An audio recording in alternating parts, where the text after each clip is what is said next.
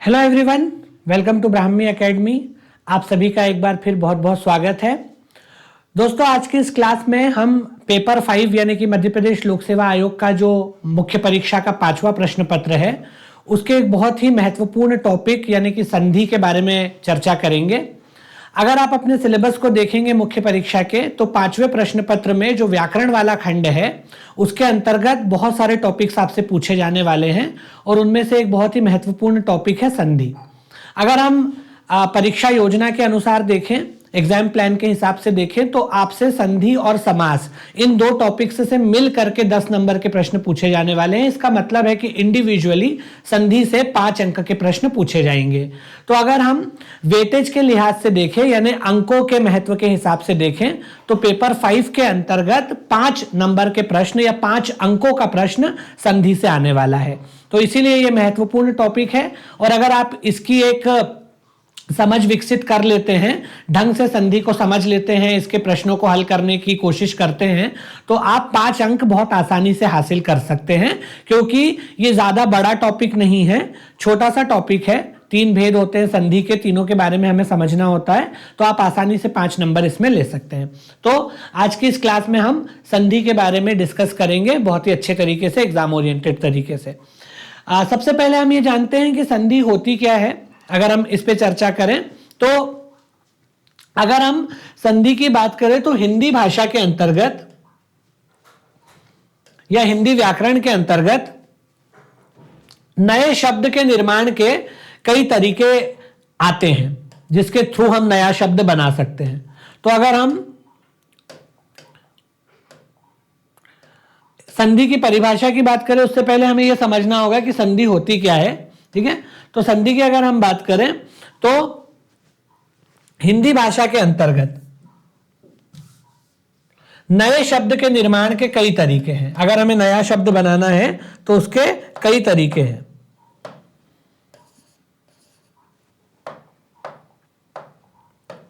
नए शब्द के निर्माण के कई तरीके हैं।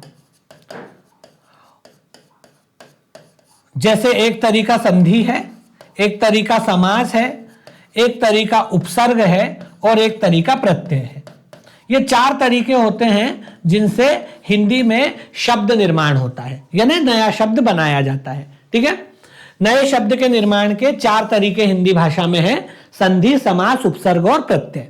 ठीक है, इनमें से संधि और समास ये दोनों आपके सिलेबस में है। 5 अंक का संधि और 5 अंक का समास, दोनों मिलाकर के 10 अंक। उपसर्ग और प्रत्यय प्रत्यक्ष रूप से सिलेबस में मेंशन नहीं है, लेकिन संधि और समास ये दोनों मेंशन्ड है। तो नए शब्द के निर्माण के तरीके हैं ये। तो पहली चीज तो आपको यही याद रखना है कि संधि का मतलब क्या होता है या संधि का प्रयोग क्या है। तो हिंदी भाषा में नए शब्द के निर्माण के लिए इसका प्रयोग किया जाता है, पहली चीज।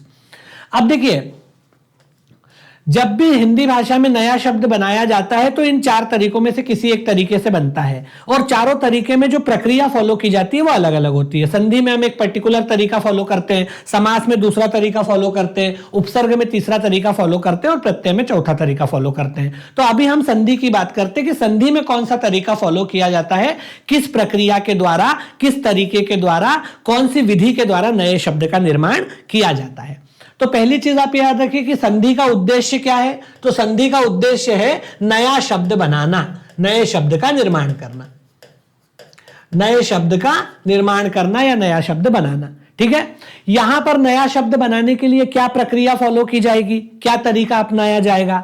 तो क्या होता है कि संधि की प्रक्रिया में यह किया जाता है कि संधि शब्द का मतलब ही होता है जोड़ना दो चीजों को। भाई संधि एक संस्कृत का शब्द है और संधि शब्द का मतलब होता है दो वस्तुओं को, कोई भी दो चीजें आपस में जुड़े तो बोलते हैं संधि हो रही है। आपने बोलचाल में भी सुना होगा, संधि का मतलब ही होता है दो चीजों को जोड़ देना और दो बराबर की चीजों को। संधि शब्द बना है सम प्लस धी।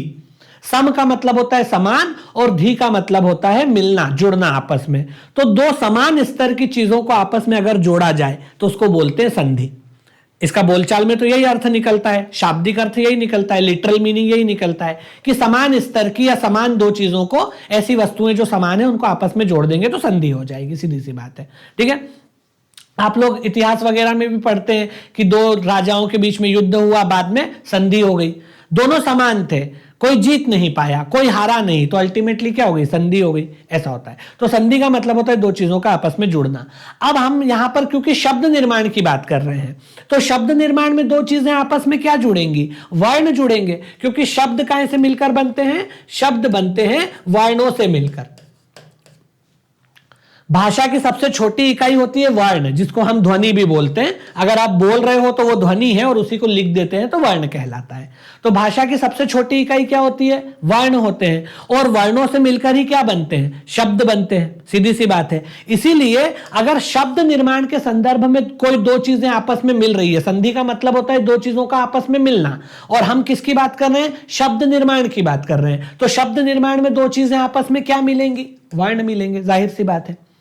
शब्द के निर्माण में तो ऐसा नहीं हो सकता कि कोई भी दो चीजें मिले, शब्द के निर्माण में तो वर्ण ही मिलेंगे। तो संधि का मतलब होता है कि जब दो निकटवर्ती वर्ण आपस में मिलते हैं और उनके मिलने के परिणाम स्वरूप कुछ परिवर्तन आता है और उसकी वजह से नए शब्द का निर्माण होता है, तो ये पूरी प्रक्रिया संधि कहलाती है। ठीक है, इसको हम अच्छे से समझते हैं कि क्या होता है। पहली चीज, संधि हिंदी में नए शब्दों के निर्माण करने का एक तरीका या एक युक्ति है, एक जरिया है जिसके माध्यम से नए शब्द का निर्माण किया जाता है। दूसरी, संधि जो है संस्कृत भाषा का शब्द है, जिसका मतलब होता है दो वस्तुओं का आपस में मिलना, समान स्तर की दो चीजों का आपस में मिलना। तीसरी बात, अगर हम शब्द निर्माण के संदर्भ में बात करें तो दो चीजें आपस में क्या मिलेंगी, वर्ण मिलेंगे, क्योंकि वर्णों के ही मिलने से शब्द बनता है और हम शब्द ही बना रहे हैं। तो शब्द के मामले में दो चीजें क्या मिलेंगी, दो वर्ण मिलेंगे। तो दो वर्ण आपस में मिलते हैं।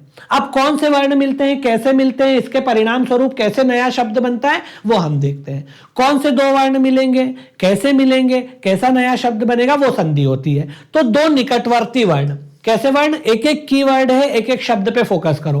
पहला शब्द है, पहला कीवर्ड है, दो निकटवर्ती वर्ण आपस में मिलते हैं। ठीक है, दो निकटवर्ती वर्ण आपस में मिलते हैं और इनके मिलने से कोई विकार आता है। विकार का मतलब होता है चेंज, परिवर्तन आना। विकार का मतलब होता है परिवर्तन आना। तो दो निकटवर्ती वर्ण आपस में मिलते हैं और इनके मिलने की वजह से कोई परिवर्तन उत्पन्न होता है, कोई विकार आता है, और इस विकार के परिणाम स्वरूप नए शब्द का निर्माण होता है। दो वर्ण आपस में मिले, उनके मिलने की वजह से कोई चेंज आया और उस चेंज के कारण नया शब्द बनता है। तो यह पूरी प्रक्रिया संधि कहलाती है।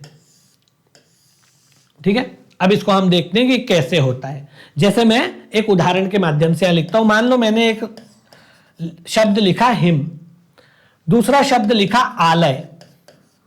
एक शब्द लिखा हिम और दूसरा शब्द लिखा आलय। इन दोनों के मिलने से शब्द बन जाता है हिमालय।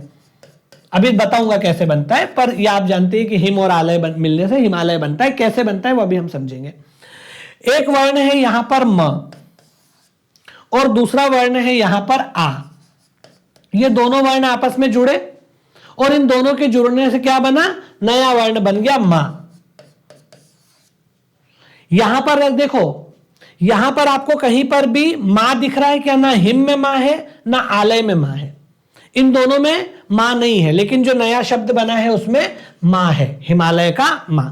तो वो नया वर्ण बना है ना, कुछ परिवर्तन तो उत्पन्न हुआ ही है। तो जब भी दो वर्ण आपस में मिलते हैं और इनके मिलने की वजह से कोई विकार या परिवर्तन उत्पन्न होता है और उस विकार या परिवर्तन के कारण जब नए शब्द का निर्माण होता है, तो यह पूरी प्रक्रिया संधि कहलाती है। अब ये दो वर्ण कैसे होने चाहिए, निकटवर्ती वर्ण होने चाहिए। निकटवर्ती या समीपवर्ती वर्ण। निकटवर्ती या समीपवर्ती वर्ण क्या होते हैं, निकट का मतलब होता है पास पास वाले वर्ण। जैसे यहां पर ये जो म और आ, ये पास पास वाले वर्ण है,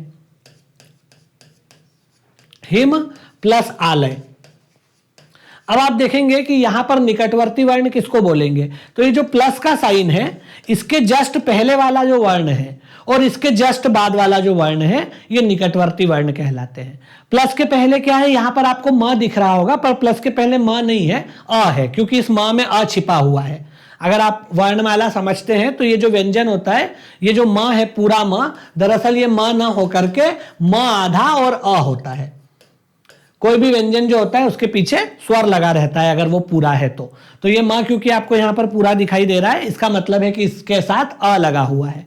है ना। अगर कोई मात्रा होती तो वो मात्रा वाला स्वर्ण लगा होता। अब क्योंकि यहां पर कोई मात्रा नहीं है तो इसके पीछे क्या लगा हुआ है, अ लगा हुआ है। ये दरअसल हिम में जो म है ये म ना होकर के म प्लस अ है, ठीक है।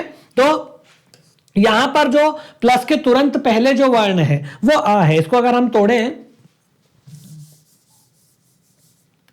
इसको अगर हम हिम प्लस आलय को अगर देखना चाहें, हिम धन आलय, हिम को कैसे लिखेंगे, ह प्लस छोटी प्लस म प्लस अ, ऐसे लिखेंगे हिम को। ये हो गया आपका हिम। ह के साथ छोटा ही है तो ह आधा प्लस छोटा ही, क्योंकि इसमें छोटी ही की मात्रा है। और म को कैसे लिखेंगे, म प्लस अ, ये हो गया हिम। और आलय को कैसे लिखेंगे, आ तो स्वर है, बाकी ल प्लस अ प्लस य और प्लस अ, ऐसे आलय को लिखेंगे। ऐसे लिखेंगे आलय को। आ तो पूरा अपने आप में है ही, ल के साथ अ और य के साथ अ, कोई मात्रा नहीं है तो उसको अ लगाएंगे पीछे। अब देखिए दो निकटवर्ती वर्ण कौन से हैं, हिम का अ और आलय का अ, ये दोनों निकटवर्ती वर्ण हैं। ये दोनों आपस में जुड़ रहे हैं। हिम जो शब्द है उसका अंतिम वर्ण अ और आलय जो शब्द है उसका प्रथम वर्ण आ, ये दोनों आपस में जुड़ते हैं और इनके जुड़ने के परिणाम स्वरूप क्या होगा, कुछ न कुछ परिवर्तन उत्पन्न होगा और उसी परिवर्तन के परिणाम स्वरूप नए शब्द का निर्माण होता है और ये पूरी प्रक्रिया कहलाती है संधि। ठीक है, ये पूरी प्रक्रिया जो है वो संधि कहलाती है। इसको मैं यहां पर आपको अच्छे से समझाता हूं तो आपको और थोड़ा सा क्लियर होगा। तो पहली चीज जो है संधि क्या होती है, तो पहली चीज है कि संधि हिंदी भाषा में नए शब्द के निर्माण का एक तरीका है। नए शब्द के निर्माण के 4 तरीके बताए गए हैं हिंदी में, उनमें से संधि भी एक है। संधि, समास, उपसर्ग और प्रत्यय, उनमें से एक संधि भी है।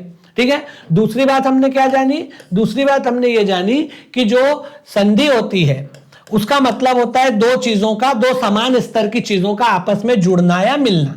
दो समान स्तर की चीजों का आपस में जुड़ना या मिलना। अब क्योंकि हम यहां शब्द निर्माण की बात कर रहे हैं तो यहां कौन सी दो चीजें आपस में जुड़ेंगी, दो वर्ण आपस में जुड़ेंगे, क्योंकि वर्णों से मिलकर ही शब्द बनते हैं और संधि शब्द बनाने का ही एक तरीका है। तो यहां पर दो चीजें क्या मिलेंगी, दो वर्ण मिलेंगे। तो क्या बोलेंगे कि दो वर्ण आपस में मिलेंगे। कौन से वर्ण, निकटवर्ती वर्ण। निकटवर्ती वर्णों को समीपवर्ती वर्ण भी बोलते हैं। पास, निकट मतलब पास पास वाले, समीप मतलब पास पास वाले। तो दो निकटवर्ती वर्ण, दो निकटवर्ती वर्ण आपस में जुड़ते हैं। संधि का मतलब ही होता है जुड़ना, दो निकटवर्ती वर्णों का आपस में जुड़ना। तो दो निकटवर्ती वर्ण आपस में जुड़ते हैं और क्या होता है, इनके जुड़ने के कारण कोई विकार उत्पन्न होता है। विकार का मतलब होता है परिवर्तन, विकार का मतलब कुछ और नहीं होता, चेंज होता है, बदलाव, कोई बदलाव आना चाहिए। ठीक है, तो दो निकटवर्ती वर्ण आपस में जुड़ते हैं, इनके आपस में जुड़ने के कारण क्या होता है, कोई विकार या परिवर्तन या बदलाव उत्पन्न होता है और इस बदलाव के कारण, इस चेंज के कारण, इस परिवर्तन के कारण क्या होता है, नए शब्द का निर्माण होता है। यही हमारा उद्देश्य था। संधि का उद्देश्य ही नया शब्द बनाना, संधि का मतलब ही नए शब्द का निर्माण करना।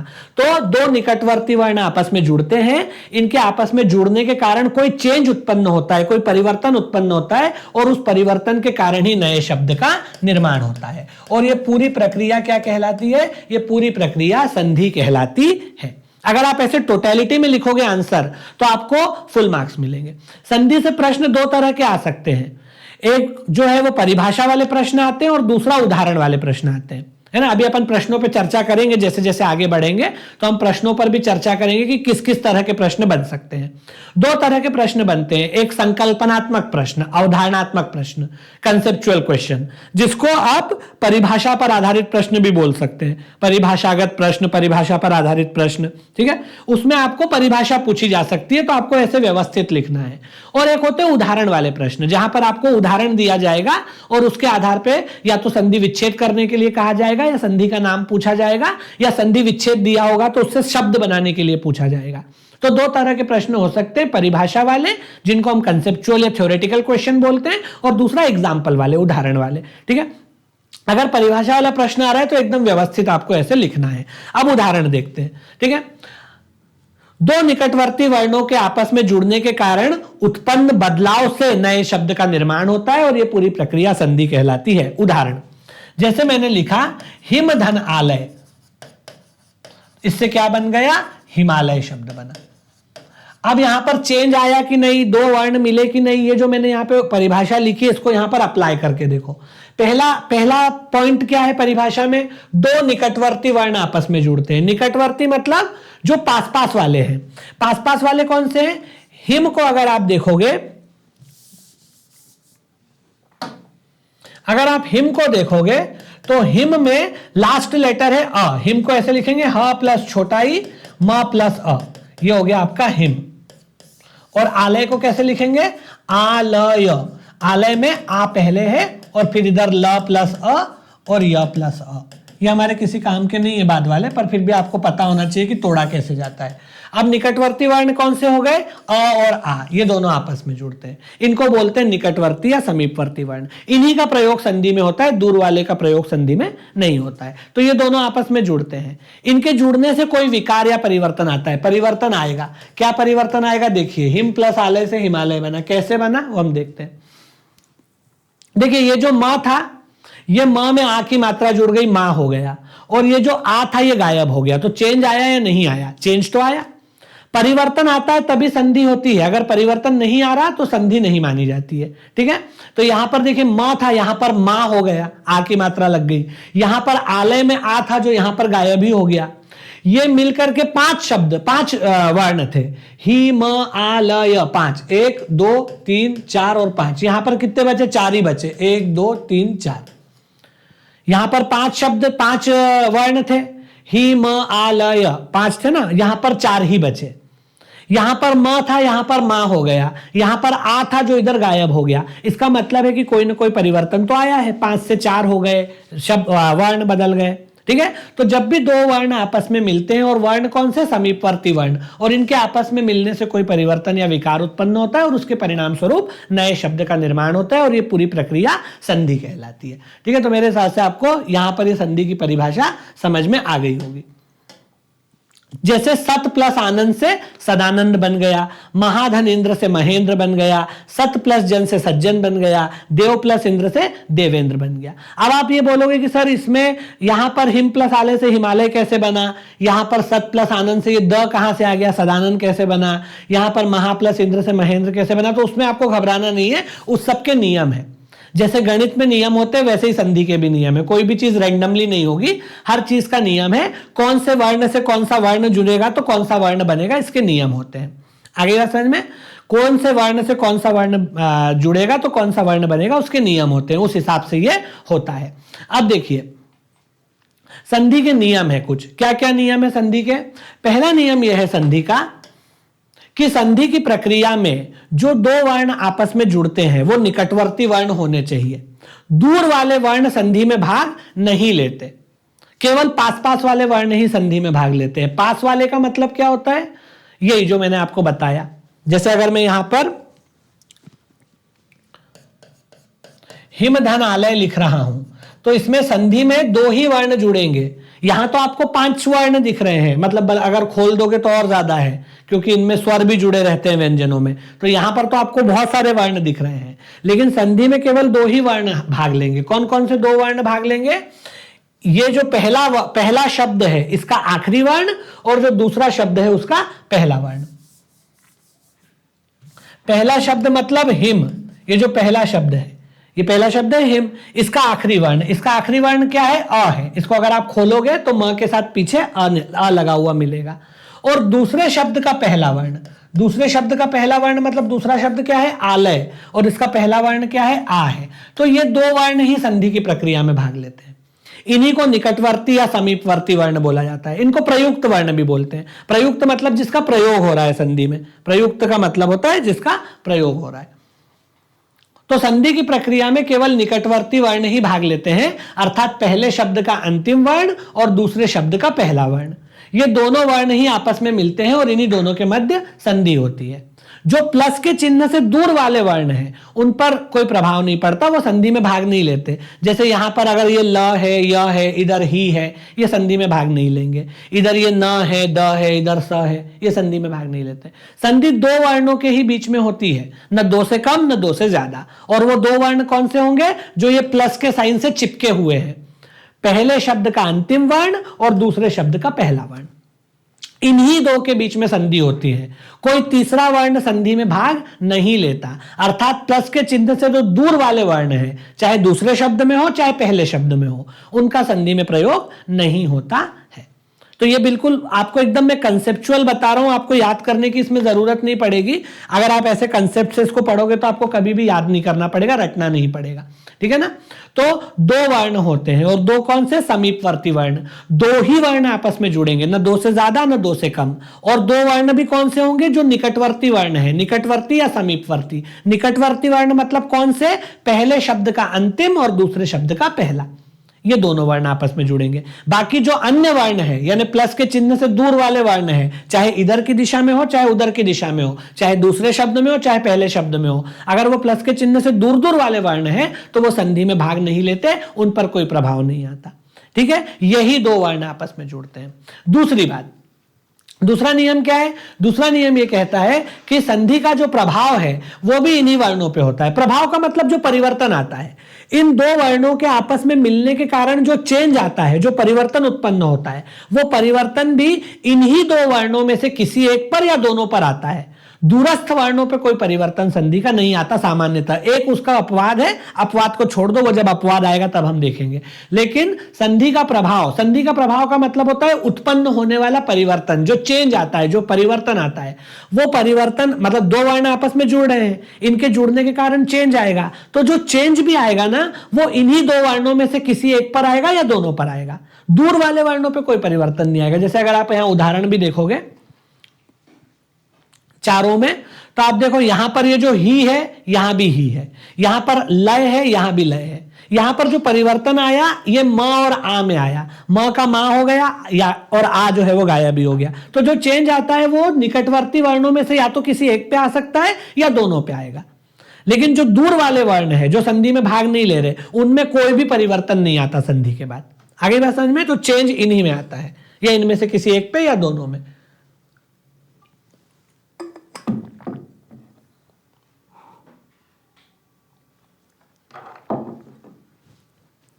तो दूसरा नियम यह कहता है, इधर भी आप देखो सत प्लस आनंद, इसमें आप देखो कि ये स जो है उस पर कोई परिवर्तन नहीं आया, इधर नंद पर कोई परिवर्तन नहीं आया। चेंज काहे पे आया? ये त का द हो गया और आ गायब हो गया और द में आ की मात्रा लग गई, ठीक है। ऐसे ही आप देखो महेंद्र में ये म पर कोई परिवर्तन नहीं आया और इधर ये द्र पे भी कोई परिवर्तन नहीं आया।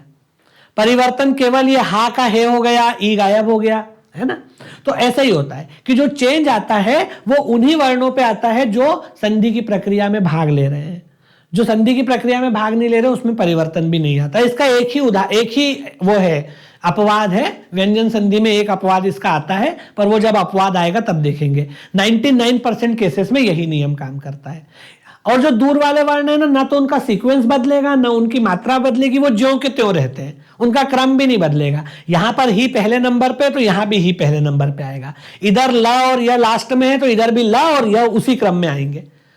दूर वाले वर्णों का न क्रम बदलता है, न स्वरूप बदलता है, न मात्रा बदलती है, कुछ भी नहीं बदलता। परिवर्तन केवल निकटवर्ती वर्णों पे आता है, दोनों पे आए या दोनों में से किसी एक पर आए, और इसी के कारण फिर नए शब्द का निर्माण होता है। तीसरा नियम यह कहता है कि संधि उन वर्णों के मध्य होती है जो सार्थक शब्दों का हिस्सा है। अर्थात उल जलूल शब्दों के बीच में संधि नहीं होगी। अगर आप दो शब्दों के मध्य संधि कर रहे हो तो दोनों शब्दों का कुछ न कुछ अर्थ निकलना चाहिए। जैसे यहां पर हिम और आलय दोनों शब्दों का मतलब निकलना, हिम मतलब बर्फ और आलय मतलब स्थान।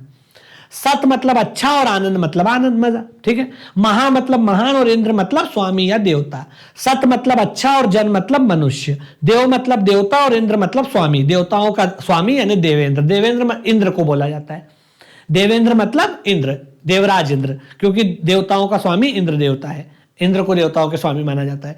तो जब भी संधि होती है तो जिन शब्दों के बीच में संधि हो रही है, मतलब संधि तो वर्णों के बीच में होती है, पर वो वर्ण जिन शब्दों का हिस्सा होते हैं वो सार्थक शब्द होने चाहिए। मीनिंगलेस शब्दों के बीच में संधि नहीं हो सकती। जैसे अगर आपको कोई बोले कि भाई यहां लिखा हुआ है, जैसे आपके सामने किसी ने लिख दिया ये सदानंद, और आपको कहा कि भाई ये कैसे बना होगा, जरा इसको तोड़ो संधि में, और आप कर दो कि ये तो ऐसे बना होगा सदा प्लस नंद, तो ये गलत हो जाएगा। ये गलत क्यों हो जाएगा? क्योंकि पहली बात तो सदा प्लस नंद के जोड़ने से कोई चेंज नहीं आ रहा। अगर परिवर्तन नहीं आ रहा तो संधि नहीं होती है। सदा और नंद को जोड़ने पे सदानंदी बन गया तो परिवर्तन आया ही नहीं। अगर परिवर्तन नहीं आया तो उसको संधि नहीं मानेंगे, पहली बात। दूसरी बात है कि दोनों शब्दों का कोई अर्थ नहीं निकल रहा। सदा का मतलब वैसे हमेशा होता है, पर नंद के संदर्भ में उसका कोई अर्थ नहीं निकलेगा, तो इसीलिए निरर्थक शब्दों की संधि नहीं होती। और दूसरी बात यह है कि संधि का नियम यह है कि उसमें परिवर्तन होना चाहिए।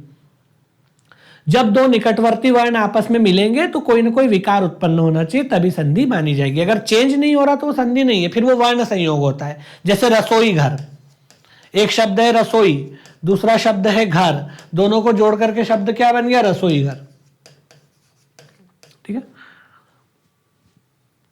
अब ये जो है ना, ये जो रसोई घर शब्द है, इसको संधि नहीं बोलेंगे क्योंकि इसमें परिवर्तन नहीं आया, ये वर्ण संयोग है।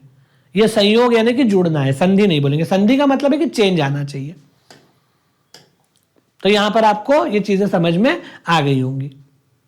संधि में भाग लेने वाले शब्दों को प्रयुक्त वर्ण बोलते हैं, प्रथम प्रयुक्त वर्ण और द्वितीय प्रयुक्त वर्ण, और जो नया वर्ण बनता है उसको प्राप्त वर्ण बोल देते हैं। चौथा वाक्य ये है, जैसे मैंने लिखा हिम धन आलय। ठीक है, इसमें कौन कौन से वर्ण संधि में भाग ले रहे हैं? तो एक अ ले रहा है और दूसरा आ ले रहा है। हिम का लास्ट अ है और आलय का लास्ट आ है। ठीक है, इन दोनों के आपस में जुड़ने से ही संधि हो रही है, तो ये प्रयुक्त वर्ण कहलाते हैं। अ जो है वो प्रथम प्रयुक्त वर्ण है, पहला प्रयुक्त वर्ण, इसको क्या बोलते हैं? प्रथम प्रयुक्त वर्ण। और आ जो है इसको बोलते हैं द्वितीय प्रयुक्त वर्ण, दूसरा प्रयुक्त वर्ण। और इन दोनों के मिलने से जो नया वर्ण बनेगा उसको प्राप्त वर्ण बोलते हैं। क्या बोल देते हैं? प्राप्त वर्ण। तो प्रथम प्रयुक्त वर्ण, द्वितीय प्रयुक्त वर्ण, संधि में भाग लेने वाले वर्णों को प्रयुक्त वर्ण बोलते हैं। जो प्रयोग में मतलब जो आपस में जुड़ रहे हैं बेसिकली उनको प्रयुक्त वर्ण बोलते हैं। जो प्लस के पहले है वो प्रथम प्रयुक्त वर्ण, और जो प्लस के बाद है वो द्वितीय प्रयुक्त वर्ण। यानी कि जो पहले शब्द का अंतिम वर्ण है वो प्रथम प्रयुक्त वर्ण, और जो दूसरे शब्द का पहला वर्ण है वो द्वितीय प्रयुक्त वर्ण। और इन दोनों के मिलने से जो नया वर्ण बनेगा उसको क्या बोल देते हैं? प्राप्त वर्ण बोलते हैं। ठीक है, तो ये आप याद रखिएगा। तो यहां पर आकर के हमने संधि का एक बेसिक आइडिया समझा और संधि के नियम देखे। ठीक है, इसको एक बार दोहराते हैं फिर आगे बढ़ते हैं।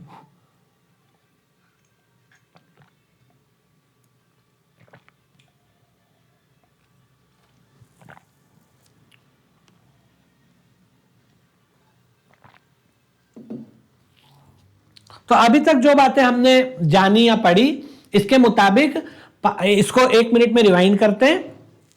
पहली बात हमने ये जानी कि संधि क्या है। तो संधि हिंदी भाषा में नए शब्द को बनाने का एक तरीका है। अन्य कई तरीके हैं, समास भी है, उपसर्ग भी है, प्रत्यय भी है, उनमें से एक तरीका संधि है। संधि में क्या प्रक्रिया फॉलो की जाती है नया शब्द बनाने के लिए? दो निकटवर्ती वर्ण आपस में जुड़ते हैं, उनके आपस में जुड़ने के कारण कोई चेंज आता है, कोई परिवर्तन आता है, और इस परिवर्तन के परिणाम स्वरूप नए शब्द का निर्माण होता है, और यह पूरी प्रक्रिया संधि कहलाती है। संधि का मतलब ही होता है दो चीजों का, दो समान स्तर की चीजों का आपस में जुड़ना। यहां पर शब्द के मामले में वर्ण जुड़ते हैं, क्योंकि वर्णों के जुड़ने से ही शब्द बनते हैं। तो जब दो निकटवर्ती वर्ण आपस में जुड़ते हैं, उनके आपस में जुड़ने के कारण कोई परिवर्तन उत्पन्न होता है, और उस उत्पन्न होने वाले परिवर्तन के कारण नए शब्द का निर्माण होता है, और यह पूरी प्रक्रिया संधि कहलाती है। ठीक है, अब कौन से दो वर्ण जुड़ेंगे? तो निकटवर्ती वर्ण। निकटवर्ती वर्ण मतलब पहले शब्द का अंतिम वर्ण और दूसरे शब्द का पहला वर्ण, ये दोनों आपस में जुड़ते हैं। इन्हीं दोनों को समीपवर्ती वर्ण भी बोलते हैं, प्रयुक्त वर्ण भी बोलते हैं। प्लस के पहले वाला प्रथम प्रयुक्त वर्ण और प्लस के बाद वाला दूसरा प्रयुक्त वर्ण, और इनके दोनों के मिलने से कोई चेंज आता है, नया वर्ण बनता है। जो नया वर्ण बनता है उसको प्राप्त वर्ण बोल देते हैं। ठीक है, दूसरी बात, जब संधि होती है और जो परिवर्तन आता है, तो वो परिवर्तन भी इन्हीं दो वर्णों में से किसी पर आएगा या दोनों पर आ सकता है। दूर वाले वर्णों पे संधि का प्रभाव नहीं पड़ता, परिवर्तन नहीं आता। परिवर्तन या तो प्लस के पहले वाले पे आएगा, प्लस के बाद वाले पे, जो जुड़ रहे हैं संधि में, उन्हीं में से किसी एक पर या दोनों पर परिवर्तन आता है। जो प्लस के चिन्ह से दूर वाले हैं, चाहे आगे की दिशा में हो पीछे की दिशा में हो, उनमें कोई परिवर्तन नहीं आता। ना उनका क्रम बदलेगा, ना उनका स्थान बदलेगा, ना उनका स्वरूप बदलेगा, ना उनकी मात्रा बदलेगी, कुछ भी नहीं बदलेगा। ठीक है, तीसरी बात कि जब भी संधि की जाती है तो सार्थक शब्द होने चाहिए दोनों। जिन वर्णों के मध्य संधि हो रही है वो दोनों ही वर्ण सार्थक शब्दों का हिस्सा होना चाहिए। निरर्थक शब्दों के बीच में संधि नहीं होती। अर्थात जो ये दोनों शब्द हैं जिनमें से वर्ण निकल के आ रहे हैं, पहला वर्ण इस हिम में से निकल के आ रहा है, दूसरा वर्ण आलय में से निकल के आ रहा है, इधर पहला वर्ण इस महा में से निकल के आ आएगा, दूसरा वर्ण इस इंद्र में से निकल के ई आएगा। दोनों जो वर्ण संधि में भाग ले रहे हैं वो दोनों वर्ण जिन दो शब्दों में से निकल के आ रहे हैं, जो दोनों वर्ण हैं जो संधि में भाग ले रहे हैं, ये दोनों वर्ण जिन दो शब्दों में से निकल के आ रहे हैं उन दोनों शब्दों का कुछ मीनिंग निकलना चाहिए, सार्थक शब्द होने चाहिए। निरर्थक शब्दों के बीच में संधि नहीं होती। तो संधि के दो बेसिक नियम है कि परिवर्तन होना चाहिए और शब्द सार्थक होने चाहिए जिनमें से वर्ण निकल के आ रहा है। अगर दोनों में से एक भी शब्द निरर्थक है जिसका कोई मतलब नहीं निकल रहा तो संधि नहीं होती है। ठीक है। और सार्थक शब्दों में हम उपसर्ग प्रत्यय इनको भी सार्थक शब्द मानते हैं। उपसर्ग को भी सार्थक शब्द मानते हैं, प्रत्यय को भी सार्थक शब्द मानते हैं, उसको भी सार्थक ही मानेंगे। जैसे अगर कहीं पर मान लो दू आ रहा है या कु आ रहा है तो इसको भी सार्थक मानेंगे। कु का मतलब या दू का मतलब होता है बुरा। कहीं पर अगर स आ रहा है तो इसको भी सार्थक मानेंगे। स का मतलब होता है सहित। तो उपसर्गों के भी कुछ मतलब निकलते हैं, तो उपसर्ग और प्रत्यय को भी सार्थक शब्द माना जाएगा। जैसे अगर मैं लिखूं स प्लस उद्देश्य, स प्लस उद्देश्य, तो इससे शब्द बनेगा सोद्देश्य। ये एकदम सही शब्द है, गलत शब्द नहीं है। स प्लस उद्देश्य से क्या शब्द बन जाएगा? सोद्देश्य शब्द बनेगा। और ये एकदम सही शब्द है और संधि भी सही हुई है, कोई दिक्कत नहीं है। अब आप बोलोगे कि सर उद्देश्य का तो मतलब होता है, स का क्या मतलब होता है? स एक उपसर्ग है। स का मतलब होता है सहित, समेत, सहित या समेत जिसको बोलते हैं ऐसा। तो सोद्देश्य का मतलब होगा उद्देश्य सहित, उद्देश्य पूर्ण। ठीक है ना, उद्देश्य पूर्ण या उद्देश्य सहित जिसको बोलते हैं वो मतलब निकलेगा इसका। ठीक है ना। तो यहां पर ये उपसर्ग है स, जैसे सपरिवार है ना, ससम्मान, तो स उपसर्ग है। उपसर्ग को भी सार्थक शब्द मानते हैं क्योंकि उपसर्गों का भी मतलब निकलता है। ऐसे ही प्रत्यय को भी सार्थक शब्द मानते हैं, उसका भी अर्थ निकलता है। तो अगर उपसर्ग और प्रत्यय आ रहे हैं तो उनको भी हम संधि में गिनेंगे। उनको ऐसा नहीं बोलेंगे कि इसका क्या मतलब है, उनका मतलब निकलता है। तो ये आपकी संधि की बेसिक बात मैंने आपको बता दी। ठीक है।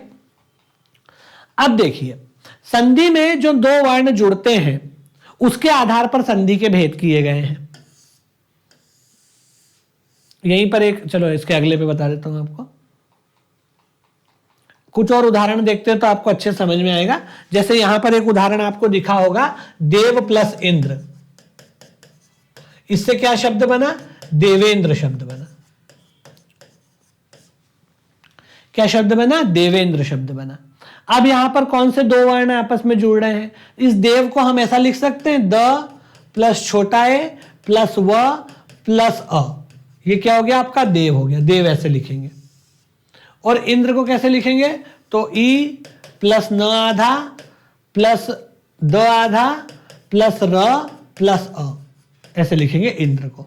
अब ये आप बोलोगे कि सर इसको कैसे लिखा, तो वो वर्णमाला आपको पढ़ना पड़ेगी। जब आप पूरा सिलेबस पढ़ेंगे तो वर्णमाला आपको पढ़ना पड़ेगी। बिना वर्णमाला पढ़े आपको संधि समझ में नहीं आएगी। ये वर्ण विच्छेद करना पढ़ना पड़ेगा और वो आपको पढ़ना ही पड़ेगा। अगर आपको संधि समझना है तो बगैर वर्णमाला पढ़े, बगैर वर्ण विचार पढ़े आप संधि पढ़ ही नहीं सकते, समझ ही नहीं सकते। तो आपको पहले संधि पढ़ने के लिए वर्णमाला या वर्ण विचार पढ़ना पड़ेगा, तब आपको समझ में आएगा कि कैसे टूटा है। तो देव को हम ऐसे लिखेंगे, इंद्र को हम ऐसे लिखेंगे। अब दो वर्ण कैसे, कौन से आपस में जुड़ रहे हैं? दो वर्ण जो आपस में जुड़ रहे हैं वो है अ और ई। हमारा प्रथम प्रयुक्त वर्ण क्या हो गया? अ हमारा प्रथम प्रयुक्त वर्ण हो गया। और द्वितीय प्रयुक्त वर्ण क्या हो गया? ई हो गया, छोटा ई। ठीक है। नियम ये कहता है कि अ और ई के जुड़ने से छोटा ए बनता है। अ और ई के जुड़ने से क्या बनता है? छोटा ए बनता है। तो यहां पर इन दोनों के मिलने से छोटा ए बनेगा। इसको फिर से लिख देता हूं, द प्लस ए, देव था ना, हाँ, व प्लस अ, ये हो गया देव। और इंद्र कैसे लिखेंगे? ई प्लस न आधा प्लस द प्लस र प्लस अ। हालांकि दूर बाद वाले पे तो कोई प्रभाव आता ही नहीं है, पर वैसे ही मैंने लिख दिया, उन पे कोई प्रभाव नहीं आता। अपने को तो केवल ये दो से मतलब है। आ और ई अगर आपस में मिलते हैं तो ए बनता है। नियम ये है। ये संधि जो है गुण स्वर संधि, अभी अपन आगे इसके भेद देखेंगे, अभी तो केवल मैं समझा रहा हूं आपको। आ और ई के मिलने से ए बनता है, गुण स्वर संधि। ठीक है, तो अब जो नया शब्द बनेगा इन दोनों के मिलने से क्या बनेगा? ए। तो आ हमारा प्रथम प्रयुक्त वर्ण हो गया, पहला प्रयुक्त वर्ण, क्योंकि प्लस के तुरंत पहले यही है। पहले शब्द का अंतिम वर्ण आ हो गया प्रथम प्रयुक्त वर्ण, और ई क्या हो गया? द्वितीय प्रयुक्त वर्ण, दूसरे शब्द का पहला वर्ण। ये दोनों आपस में जुड़ेंगे तो प्राप्त वर्ण क्या बनेगा? ए। ए हमारा क्या हो गया? प्राप्त वर्ण हो गया। नियम ये कहता है गुण स्वर संधि के हिसाब से। अब इन दोनों की जगह हम क्या लिख देंगे? ए लिख देंगे, क्योंकि दोनों के मिलने से ही ए बना है। भाई ये दोनों मिले और मिलने से ही क्या बना? ए। तो इन दोनों को हटा के क्या लिख देंगे? ए लिख देंगे। जैसे अगर मैं लिखूं 3 धन 4 इज इक्वल्स टू 7, तो जब 3 और 4 के मिलने से 7 बना है तो फिर 7 लिखेंगे, 3 और 4 नहीं लिखना पड़ेगा ना, क्योंकि इन दोनों के मिलने से ही 7 बना है। इस 7 में ये 3 और 4 का योग निहित है। इसी तरह से ये जो ए है इसमें ये आ और ई दोनों शामिल है। इन दोनों के जुड़ने से ही ए बना है, तो ए में ये दोनों शामिल है। तो इन दोनों को हटा करके इसकी जगह क्या लिख देंगे? ए लिख देंगे, तो नया शब्द बन जाएगा। कैसे बनेगा भाई? द प्लस ए तो दे रहा, व में क्या जुड़ जाएगा? या फिर इसको ऐसे ही लिख देते हैं, द प्लस ए प्लस व प्लस, अब ये आ और ई की जगह क्या आ गया? ए आ गया। बाकी सब वैसा का वैसा, न आधा, द प्लस र प्लस अ, बाकी सब वैसा का वैसा। अगर आप इसको जोड़ोगे तो द प्लस ए दे, व प्लस ए वे, न आधा, फिर द प्लस र प्लस अ द्र, तो क्या बन जाएगा? देवेंद्र। देव धन इंद्र से क्या बन जाता है? देवेंद्र। द प्लस ए से दे, व प्लस ए से वे, न आधा, और द प्लस र प्लस इज इक्वल्स टू द्र। अभी आपको वर्णमाला पढ़ना पड़ेगा तभी आपको ये समझ में आएगा। तो इस तरीके से संधि होती है। आगे समझ में। अब आते हैं हम संधि के प्रकारों पर। तो संधि के 3 प्रकार होते हैं, स्वर संधि, व्यंजन संधि और विसर्ग संधि। ये किस आधार पर डिसाइड किया गया है? तो हमारे पास जितने तरह के वर्ण होते हैं उसके आधार पर इसको डिसाइड किया गया है। वर्ण जो है 3 तरह के वर्ण होते हैं हमारे पास। वर्णमाला में 3 तरह के वर्ण हैं।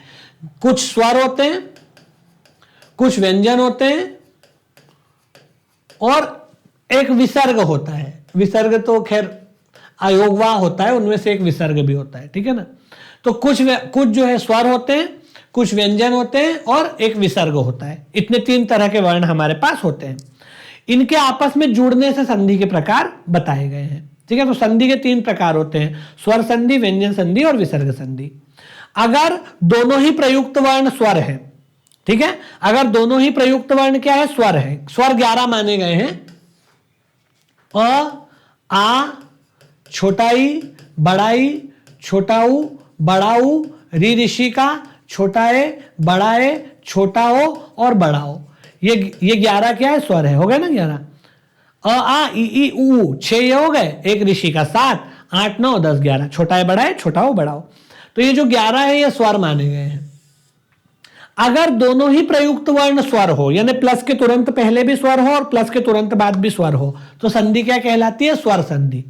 जैसे यहां पर आपको दिख रहे होंगे कुछ उदाहरण। सुर प्लस अरि इज इक्वल टू सुरारी। सुरारी मतलब राक्षस को बोलते हैं सुरारी। सुर मतलब देवता, अरि मतलब दुश्मन, शत्रु। देवताओं का शत्रु कौन होगा? राक्षस होगा। राक्षस को देवताओं का शत्रु मानते हैं, तो सुरारी राक्षस का पर्यायवाची है। ठीक है, तो यहां पर आप देखो कि दोनों ही स्वर है। अगर प्लस के पहले भी स्वर है, प्लस के बाद भी स्वर है, तो संधि स्वर संधि कहलाती है। स्वर 11 है, अ, आ, ई, उ, ऋषि, ए और ओ। ये 11 स्वर है। अगर दोनों ही प्रयुक्त वर्ण स्वर हो, प्रथम प्रयुक्त वर्ण भी स्वर हो, द्वितीय प्रयुक्त वर्ण भी स्वर हो, तो संधि स्वर संधि कहलाएगी। ठीक है, जैसे यहां पर कुछ उदाहरण आप देख पा रहे होंगे। जैसे यहां पर सुर प्लस अरि, सुरारी, तो आप देखेंगे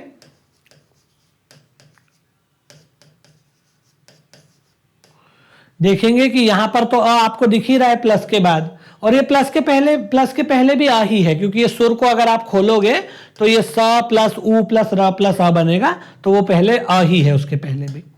ठीक है, ऐसे ही विद्या प्लस आलय, विद्यालय। यहां पर अगर आप देखोगे तो आलय में तो आपको आ दिख ही रहा है, और विद्या में भी पीछे आ है। अगर आप उसको खोलोगे तो वह प्लस छोटा ही प्लस द आधा प्लस य प्लस आ बनेगा वो, तो वो विद्यालय में भी आ प्लस आ है दोनों, मतलब इधर भी आ है और उधर भी आ है। उसके बाद आप देखो मुनि प्लस इंद्र, इसमें भी दोनों ही स्वर है। मुनि में, इंद्र में तो ई दिख ही रहा है, और मुनि में ना प्लस छोटा ई है लास्ट में, तो वो भी मतलब स्वर ही है। तो जब भी दो स्वर आपस में जुड़ते हैं और उसके परिणाम स्वरूप विकार होगा, संधि होगी, जो भी होगा, पर स्वर संधि उसको बोलेंगे जिसमें दोनों ही स्वर हो, प्लस के पहले भी स्वर, प्लस के बाद भी। जो दो वर्ण आपस में जुड़ रहे हैं, जिनको हम निकटवर्ती या समीपवर्ती वर्ण बोल रहे हैं या प्रयुक्त वर्ण बोल रहे हैं, जब प्रयुक्त दोनों ही वर्ण, प्रथम प्रयुक्त वर्ण और द्वितीय प्रयुक्त वर्ण दोनों ही स्वर हो, तो संधि कहलाती है स्वर संधि। ठीक है, स्वर संधि के वैसे 5 भेद माने गए हैं, उसमें भी किसके साथ क्या जुड़ेगा, तो उस हिसाब से 5 भेद इसके माने जाते हैं। दीर्घ स्वर संधि, उसके बाद गुण स्वर संधि, उसके बाद वृद्धि स्वर संधि, उसके बाद यण स्वर संधि और उसके बाद अयादि स्वर संधि। ऐसे 5 भेद इसके माने जाते हैं। यह भी नियम है कि भाई किसके साथ क्या जुड़ेगा। टोटल स्वर होते हैं 11। अब 11 स्वरों को 11 स्वरों से जोड़ने के 121 कॉम्बिनेशन बनते हैं। भाई हर स्वर 11 स्वरों से जुड़ सकता है और टोटल स्वर भी 11 है, तो टोटल कितने कॉम्बो बनेंगे, परमिटेशन कॉम्बिनेशन अगर आपने पढ़ा हो तो 121 कॉम्बिनेशन बनेंगे। टोटल स्वर भी 11 है, अ आ इ ई उ ऊ, ऋषि, छोटा है बड़ा है, छोटा हो बड़ा हो, टोटल 11 स्वर है। और हर स्वर को कितने स्वर के साथ हम जोड़ सकते हैं, स्वर संधि में 11 स्वर के साथ, एक खुद के साथ और एक दूसरे के साथ। जैसे आ है, तो आ क्या आप आ से भी जोड़ सकते हो, आ से भी जोड़ सकते हो, छोटे ई से, बड़े ई से, ऊ से, ऋषि से, तो टोटल 11 के साथ जोड़ सकते हो। ऐसे ही आ को भी टोटल 11 के साथ जोड़ सकते हो, एक खुद से और 10 दूसरे से। ऐसे ही ई को भी टोटल 11 के साथ जोड़ सकते हैं। तो टोटल जो स्वर संधि में कॉम्बिनेशन बनते हैं वो 121 बनते हैं, 121, क्योंकि जोड़ना स्वर को स्वर से ही है। स्वर संधि का मतलब ही है कि जिसमें दोनों ही प्रयुक्त वर्ण स्वर हो और स्वर को स्वर से जोड़ना है, और टोटल 11 स्वर है, तो 11 स्वरों को 11 स्वरों से जोड़ेंगे तो टोटल कितने कॉम्बिनेशन बनेंगे, 121 बनेंगे। वो जो 121 कॉम्बिनेशन है उसको इनमें बांट दिया गया है 5 में। उसमें से आप ये मान के चलो कि 2 2 4 4 2 8 4 3 12 और 13 दीर्घ स्वर संधि में आते हैं। गुण स्वर संधि में 4 और 4 8 और 2 10 आते हैं, 10 गुण स्वर संधि में आते हैं। वृद्धि स्वर संधि की अगर हम बात करें तो वृद्धि स्वर संधि में 8 आते हैं, है ना।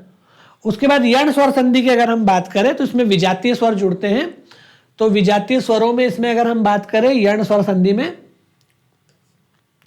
तो इसके अंतर्गत आप ये मान के चलो कि छोटा ई बड़ा ई, छोटा ऊ बड़ा ऊ, ठीक है ना, और ऋषि, तो इसके विजातीय स्वर जुड़ते हैं, छोटा ई और बड़ा ई, छोटा ऊ और बड़ा ऊ, ये 4 तो है, ये है, और ऋषि भी होता है। और विजातीय स्वर इनके तो होते हैं 7-7 नहीं, क्योंकि इनके सजातीय होते हैं तो एक एक के विजातीय स्वर इसके 9-9 होते हैं, तो 9 9 दूनी 18, 9 3 27, 9 चौक 36, 36 और 10 इसके होते हैं, तो 46 अकेले इसमें कॉम्बिनेशन बनते हैं, ठीक है ना। और अयादि में अगर देखा जाए तो इसमें तो ये मान के चलो कि पूरे पूरे इसमें जोड़े जाते हैं, तो ए ओ और ओ इसके साथ पूरे पूरे जुड़ते हैं, 11 के 11। तो आप ये मान के चलो कि इसके साथ इसके साथ इसके साथ इसके साथ, तो 11 दूनी 22 से 44 पूरी कंडीशन बनती है, 44। तो ऐसे मिलके ये 121 कंडीशंस जो है वो इन 5 भागों में बांट दी जाती है। दीर्घ में 13, गुण में 10, वृद्धि में 8, यण में 46 और अयादि में 44, ऐसे। तो टोटल 121 कंडीशन बनेगी, तो उसको ऐसे 5 में बांट देते हैं। कुछ जो है दीर्घ में आ जाती है 13 कंडीशन, 10 कंडीशन गुण में आती है, ये हो गया ना 121।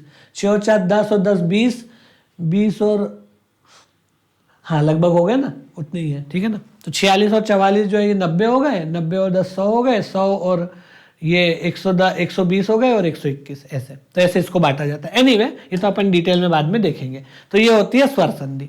उसके बाद व्यंजन संधि। व्यंजन संधि क्या होती है? व्यंजन संधि में जो दोनों वर्ण होते हैं उनमें या तो दोनों ही व्यंजन हो या फिर एक स्वर हो और दूसरा व्यंजन हो, ठीक है।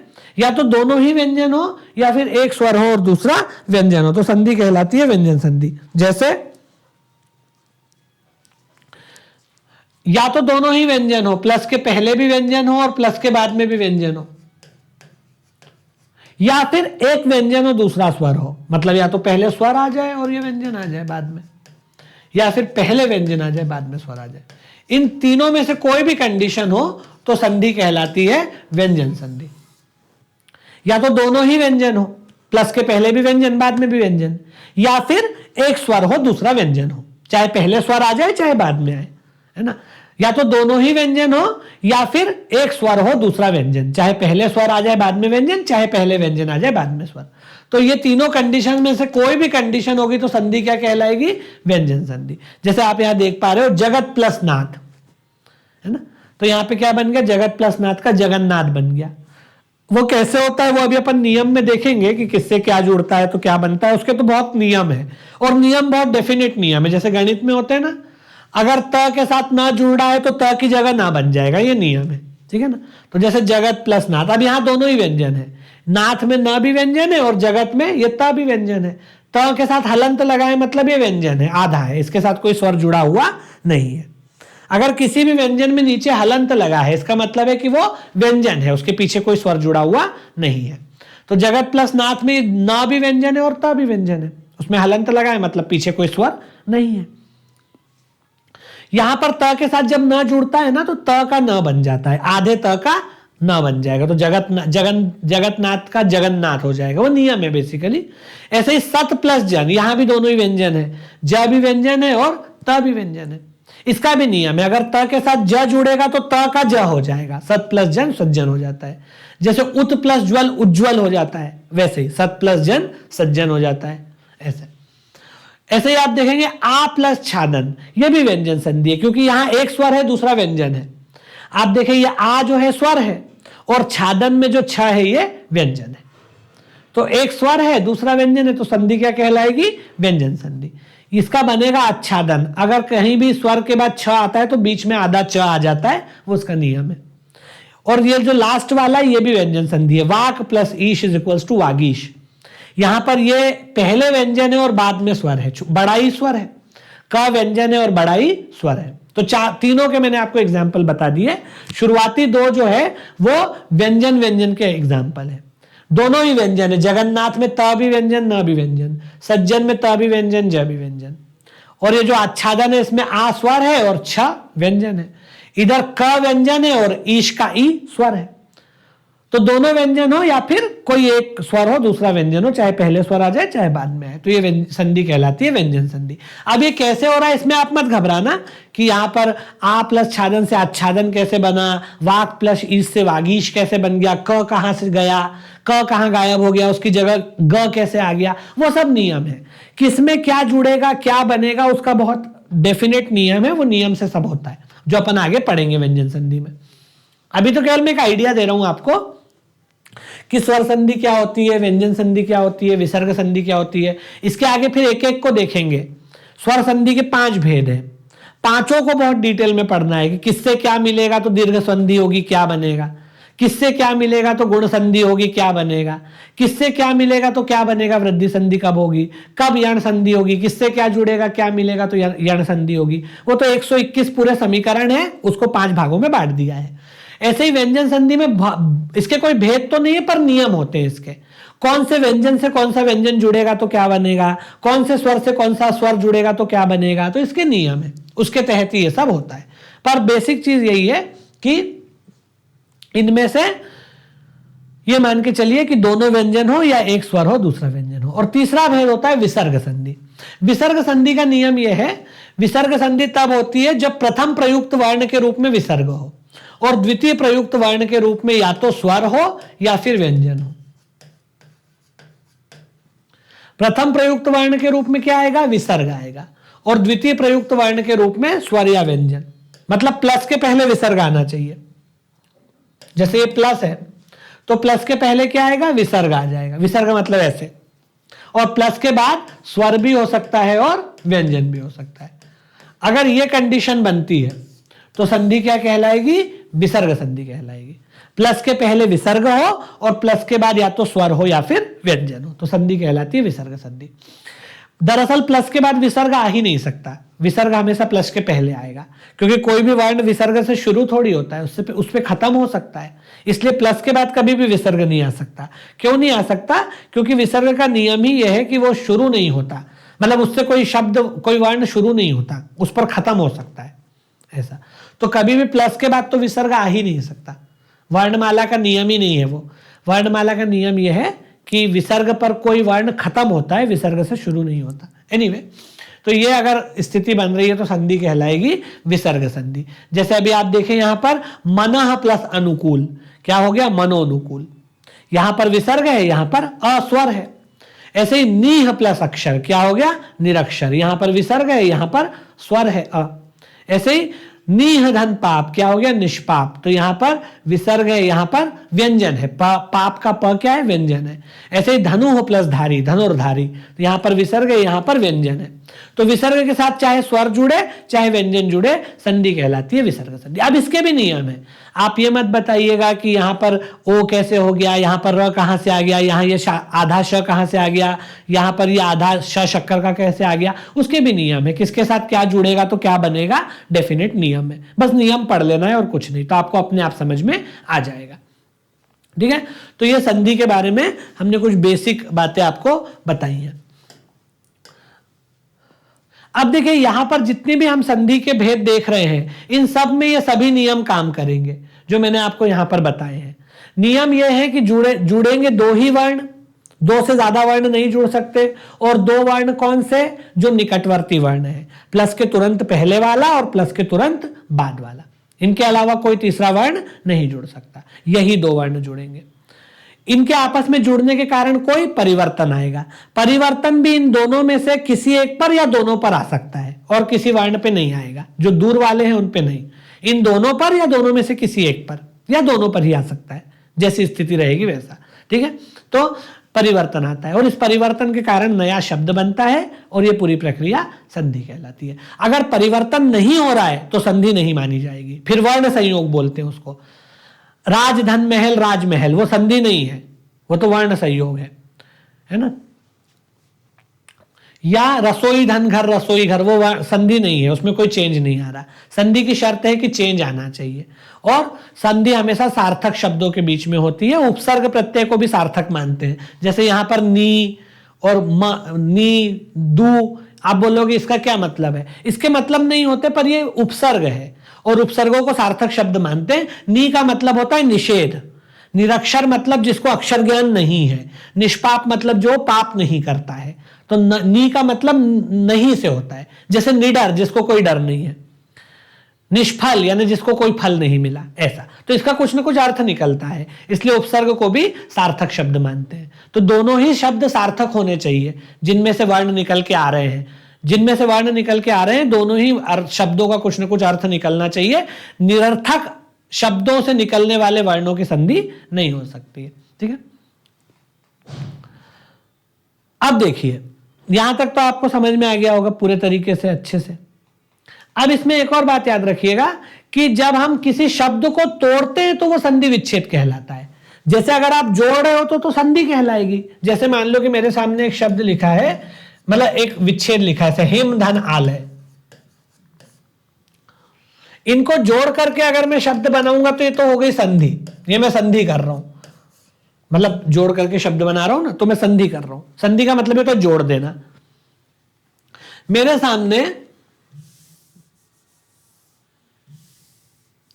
सामने दो शब्द लिखे हुए थे। एक शब्द लिखा था हिम, दूसरा लिखा था आलय। ठीक है, इन दोनों को जोड़ के मैंने एक नया शब्द बनाया हिमालय। तो ये मैंने क्या कर दी? संधि कर दी। लेकिन अगर मान लो उल्टा हो, मेरे सामने शब्द लिख दिया गया हो वागीश, या मेरे सामने शब्द लिख दिया गया हो दिग्गज, और अब मुझे कहा जाए कि इसको तोड़िए कि ये शब्द कैसे बना है, इसकी संधि कैसे हुई है, तो वो क्या कहलाएगा? संधि विच्छेद कहलाएगा। अगर मैं इसको तोड़ूंगा तो वो कहलाएगा संधि विच्छेद। विच्छेद का मतलब होता है तोड़ देना, टुकड़ों में तोड़ देना। अगर मैं इसको तोड़ दूंगा तो क्या कहलाएगा? विच्छेद कहलाएगा। जैसे वागीश शब्द मेरे को दिया हुआ है, ये दरअसल बना कैसे है? तो ये वाक धन ईश से बना है। ईश मतलब देवता, वाक मतलब वाणी, वाणी के देवता। ठीक है, तो वागीश शब्द ऐसे बना है। अब मैंने क्या किया? संधि विच्छेद किया। अगर मैं दिए हुए शब्द को तोड़ दूं तो संधि विच्छेद होता है, और अगर दो शब्दों को जोड़ करके नया शब्द बना दूं संधि के नियमों के द्वारा तो वो संधि होती है। अगर दो शब्दों को जोड़ करके नया शब्द बनाओ संधि के नियम के अनुसार तो वह संधि है, और यदि दिए हुए शब्द को तोड़ दूं संधि के ही नियम के अनुसार, तोड़ूंगा भी ऐसे नहीं कि मनमाने ढंग से, अगर दिए हुए शब्द को संधि के नियमानुसार तोड़ दूं दो शब्दों में तो वो संधि विच्छेद कहलाता है। जैसे दिग्गज, तो ये दिक प्लस गज है,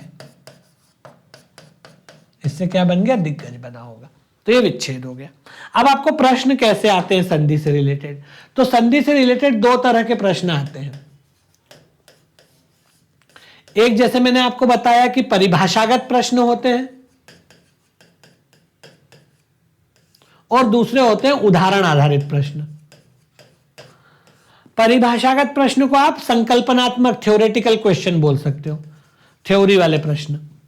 इसको आप संकल्पनात्मक प्रश्न बोल लो, अवधारणात्मक प्रश्न बोल दो, परिभाषा आधारित प्रश्न बोल दो, थ्योरेटिकल क्वेश्चन बोल दो, सैद्धांतिक प्रश्न बोल दो, कंसेप्चुअल प्रश्न बोल दो, सबका मतलब एक ही है।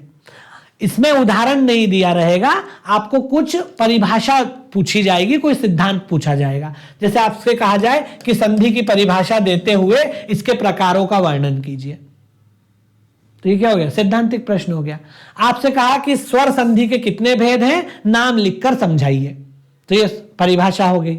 आपसे पूछा वृद्धि स्वर संधि से आप क्या समझते हैं, यण स्वर संधि से आप क्या समझते हैं, ठीक है, व्यंजन संधि से आप क्या समझते हैं, व्यंजन संधि को परिभाषित कीजिए, विसर्ग संधि को परिभाषित कीजिए, तो ये क्या हो गया, परिभाषागत प्रश्न हो गया। या कंसेप्ट पूछ लिया कि भाई बोला कि अगर आ के साथ ई मिले तो क्या बनेगा बताइए, अगर ज के साथ म मिले तो क्या बनेगा बताइए, तो ये क्या हो गए, सब थ्योरेटिकल क्वेश्चन हो गए। और दूसरे होते हैं उदाहरण वाले प्रश्न। उदाहरण वाले प्रश्न भी दो तरह के रहते हैं, संधि के मामले में बता रहा हूं। एक वो होंगे जहां पर आपको शब्द दे दिया जाएगा, संधि से बना हुआ क्या दे देंगे, शब्द दे देंगे, और कहेंगे कि इसका विच्छेद करो, मतलब इसको तोड़ो, या फिर संधि का नाम बताओ कि किस संधि से बना है, स्वर से बना है, व्यंजन से बना है, विसर्ग से बना है। अगर स्वर से बना है तो कौन से, स्वर के भी 5 भेद है, गुण स्वर का है, व्यंजन वृद्धि स्वर का है, अयादि स्वर का है, यण स्वर का है, बताइए। तो शब्द दे दिया जाएगा और बोलेगा इसका विच्छेद करो, या फिर संधि का नाम बताओ कि कौन सी संधि से बना है, या फिर दोनों, विच्छेद भी करो प्लस संधि का नाम भी बताओ। जैसे मान लो कि मैंने आपको एक प्रश्न दिया, मैंने लिखा यहां पर एक शब्द लिख दिया सुष्मिता, यह शब्द दे दिया मैंने, और कहा कि बताइए कि ये जो सुष्मिता शब्द है इसमें कौन सी संधि है। ऐसा बोल सकता हूं कि भाई स्वर संधि है, व्यंजन संधि है, विसर्ग संधि है, बताइए। या स्वर है तो कौन सी स्वर है, गुण है कौन सी है, बताइए। या फिर बोलूंगा कि सुष्मिता शब्द का संधि विच्छेद कीजिए, कैसे बना हुआ है ये शब्द। या फिर दोनों बोल दूंगा कि सुष्मिता शब्द का विच्छेद भी कीजिए और संधि का नाम भी बताइए, ठीक है। ऐसा प्रश्न हो सकता है। जैसे इसको अगर आप तोड़ोगे तो ये बनेगा सुधन स्मिता, और संधि है व्यंजन संधि, सुधन स्मिता, उससे बन जाएगा सुष्मिता, संधि है व्यंजन संधि। जब भी छोटे ऊ के साथ, उसमें और भी है, ई है, छोटा ऊ है, उसके साथ जब स ये वाला जुड़ता है, दंत्य स सरोते वाला, तो वो संधि के बाद श षटकोण वाले में बदल जाता है। जैसे वी प्लस सम से विषम बनेगा, ये भी आपने देखा ही होगा। हम सम ऐसे लिखते हैं लेकिन विषम कैसे लिखते हैं, ऐसे लिखते हैं। छोटी ई हो, छोटा ऊ हो, बड़ी ई हो, बड़ा ऊ हो, अगर उसके बाद स आ जाता है सरोते वाला तो वो षटकोण वाले स में बदल जाता है। जैसे वी प्लस सम विषम हो जाता है, सु प्लस स्मिता सुष्मिता हो जाता है। और भी बहुत सारे इसके उदाहरण हैं, ठीक है ना। तो व्यंजन संधि है क्योंकि दोनों ही व्यंजन है, सॉरी एक स्वर है दूसरा व्यंजन है। भाई सु में क्या है, छोटा ऊ स्वर है और यहां पर छोटा सा जो है व्यंजन है, तो इधर स्वर है इधर व्यंजन है, संधि कहलाएगी व्यंजन संधि, है ना। या फिर दूसरे तरह का प्रश्न वो हो सकता है जब आपको विच्छेद दिया हो, शब्द नहीं दिया, क्या दिया हुआ है, तोड़ के विच्छेद दिया है, और कहे कि इससे शब्द बनाओ, क्या शब्द बनेगा, संधि का नाम बताओ, और या फिर दोनों। प्रश्न वही है, या तो इससे शब्द बनाओ कि क्या शब्द बनेगा, या फिर संधि का नाम बता दो कि कौन सी संधि होगी, या दोनों। जैसे फॉर इंस्टेंस यहां पे आपको विग्रह ही दे दिया, मान लो विच्छेद दे दिया, नॉट विग्रह।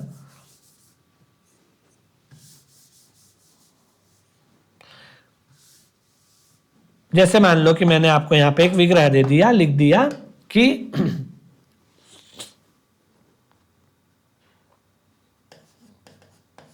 सु प्लस अस्ति या अस्तिक, ये विच्छेद दे दिया और कहा कि बताइए कि इससे क्या शब्द बनेगा।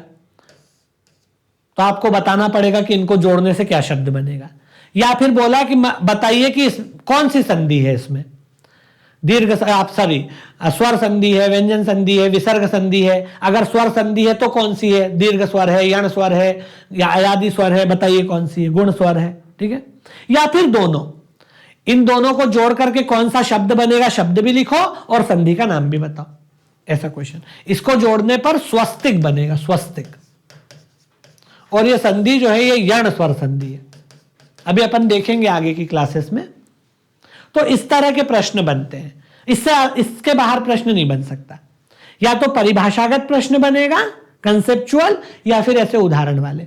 अगर आपकी परिभाषा भी क्लियर है, उदाहरण भी क्लियर है, तो संधि का आपसे सवाल बनना ही बनना है। अब इस सबके नियम है, अभी जो हम भेद पढ़ेंगे इस सबके नियम है। 11 स्वरों को 11 स्वरों से 121 कॉम्बिनेशन में बिठाएंगे, कौन से स्वर से क्या जुड़ेगा तो क्या बनेगा, फिर व्यंजनों में कौन से व्यंजन से कौन सा व्यंजन जुड़ेगा तो क्या बनेगा, कौन से स्वर से कौन सा व्यंजन जुड़ेगा तो क्या बनेगा, और विसर्ग में विसर्ग से स्वर जुड़ेगा तो क्या बनेगा, विसर्ग से कोई व्यंजन जुड़ेगा तो क्या बनेगा। उस सबके नियम है अलग अलग, जो एक साथ आपको सारे पढ़ने रहते हैं। तो संधि का क्वेश्चन फिर आपकी ग्रिप में रहता है, उससे बाहर फिर क्वेश्चन नहीं जाता है, ठीक है। बाकी संधि के जो नियम है वो हर मामले में लागू होते हैं। तो मेरे साथ से मुझे एक बेसिक आइडिया आपको संधि का देना था। आगे वाली क्लासेस में हम इसको कंटिन्यू करेंगे। संधि पढ़ने के लिए वर्णमाला पढ़ना जरूरी है, अभी आपको वर्णमाला पढ़नी पड़ेगी, तभी आप संधि को ढंग से समझ पाएंगे, ठीक है। तो आज की इस क्लास को यहीं पर ख़त्म करते हैं। आगे वाली क्लास में हम संधि को और भी डिटेल में पढ़ेंगे, हर एक भेद पर विस्तृत चर्चा करेंगे, ठीक है। तो अभी की क्लास को यहीं पर समाप्त करते हैं। बहुत बहुत धन्यवाद।